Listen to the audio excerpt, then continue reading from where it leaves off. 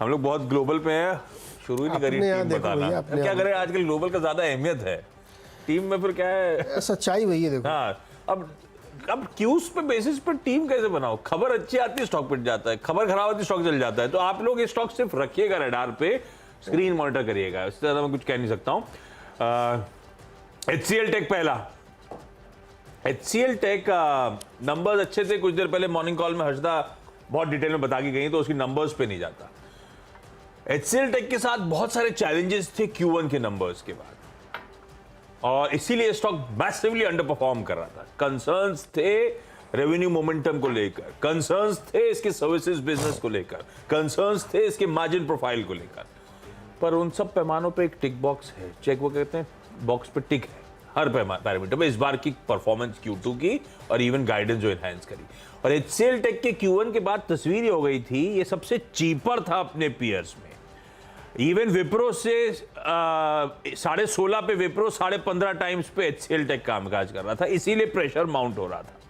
तो अब की था कि वो गाइडेंस मीट करेगा नहीं करेगा, की था वो मार्जिन का गाइडेंस बैंड के ऊपर या उस पर डिलीवर कर पाएगा नहीं कर पाएगा, क्योंकि सारी स्ट्रीट प्राइसिंग कर रही थी मार्जिन का जो गाइडेंस है उसके नीचे ही रहने वाले। थोड़ा सा कन्विक्शन बढ़ रहा है HCL टेक का, और मुझे लगता है वो शायद होपिंग स्क्रीन पे प्ले आउट कर जाए, इसीलिए ग्रीन लेके चल रहा हूं। पिटा हुआ स्टॉक है। इन्फोसिस अगला, ये हमेशा थोड़ा दिक्कत, लेकिन आज एटलीस्ट बड़े इवेंट से पहले होपिंग की शेड ऑफ ग्रीन और HCL टेक के नंबर थोड़ा सा भरोसा बढ़ाएंगे। हालांकि HCL टेक अपनी लार्ज डील बुकिंग्स के लिए, इसकी प्रोफाइल अलग है, HCL टेक अपनी लार्ज डील बुकिंग्स के लिए जाना जाता है। ये बाकी companies mix of deal bookings होती हैं इनकी।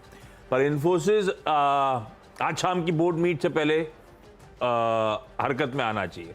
बोर्ड मीट में अब इसके साथ ये है बेलवेदर, TCS बड़ा जरूर है, पर TCS क्या है, सिर्फ कमेंट्री देता है।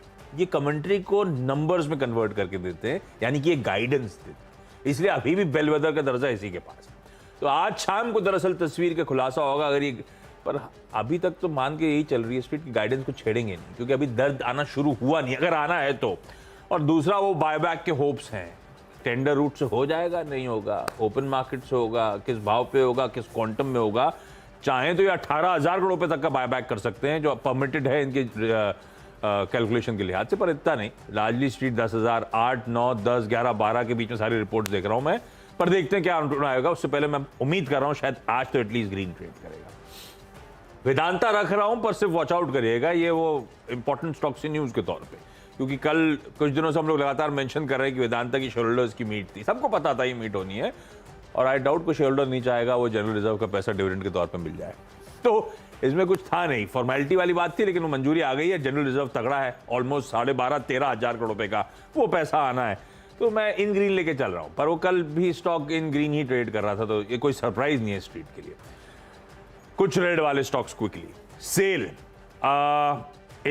इसकी जो स्ट्रेटेजिक सेल होनी थी स्टील प्लांट की, गवर्नमेंट ने उसको स्क्रैप कर दिया है, और लार्जली उसके पीछे रीजन अच्छा demand interest, bidder interest generate नहीं हो पा रहा है, तो सेल को रेड लेके चल रहा हूं। ONGC और ऑयल इंडिया को रेड रख दिया मैंने। क्रूड कूल ऑफ हुआ है $2 के आसपास ओवरनाइट, उस पर आएंगे हम अगले शो में, जब हम लोग ओपेक के वो कट्स वट्स की बात करेंगे, गाइडेंस जो उन्होंने रिड्यूस करा है। पर वो एक अपनी तरफ, आज 13 तारीख हो गई है, 14, 15 मेरे ख्याल से वीकेंड पे ही वो विंडफॉल टैक्स का अपडेट फिर आ जाएगा, तो उससे पहले मैं थोड़ा एक्सपेक्ट कर रहा हूँ नर्वसनेस के साथ स्टॉक ट्रेड कर सकता हूँ।